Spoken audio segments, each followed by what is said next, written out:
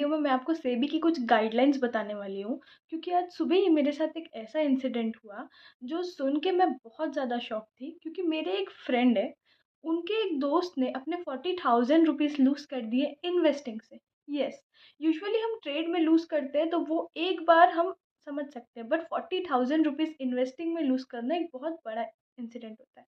तो हमने उनसे पूछा कि आपने कैसे लूज़ किए?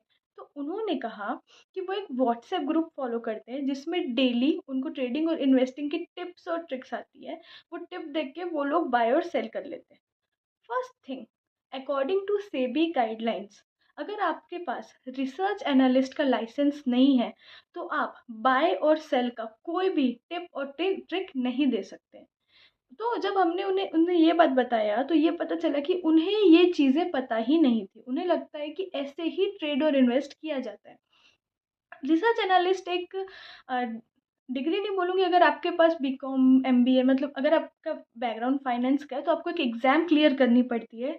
उसे उस और वो एग्ज़ाम क्लियर करने के बाद आपको एक नंबर दिया जाता है। उसके बाद आप बहुत कुछ गाइडलाइंस फॉलो करने के बाद आप एक रिसर्च एनालिस्ट बनते हैं। अगर आप एक रिसर्च एनालिस्ट हैं तो ऑफ़ कोर्स आप बता सकते हैं कौन सा स्टॉक अच्छा है या बुरा है। पर अगर आप एक रिसर्च एनालिस्ट नहीं हैं तो आप नॉलेज शेयर कर सकते हैं कि हम अच्छा स्टॉक कैसे ढूँढें, ये रेशियो क्या होता है, वो क्या होता है। पर आप कभी भी टिप, ट्रिक बाय या सेल नहीं बता सकते।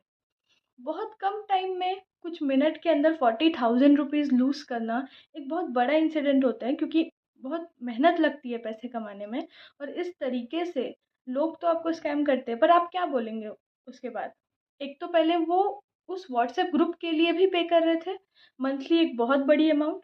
फिर वो एक उस टिप को देख के उन्होंने पैसे लगाए और वो उन्होंने पैसे लगा के पैसे लूज़ भी किए। और जब ये बात बोली जाती है तो कहा जाता है कि लूजिंग और gaining is the part of game. It's not like that. पहली बात तो अगर आप ऐसा करें तो ये लीगल नहीं है।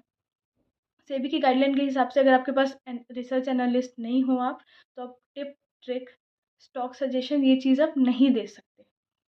दूसरी चीज़, ये लोग कभी भी आपको फंडामेंटल नहीं बताते कि कोई भी कंपनी अच्छी है, बुरी है, price to book value check कीजिए, कंपनी में प्रमोटर्स कैसे हैं, ये चेंज हुआ तो ये फंडामेंटल्स है, ये आपकी नॉलेज है।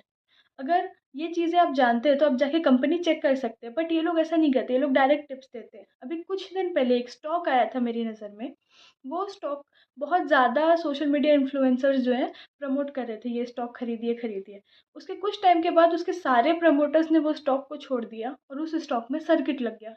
सर्किट लगने का मतलब होता है अगर बहुत ज़्यादा किसी स्टॉक में चेंजेस होते हैं तो स्टॉक की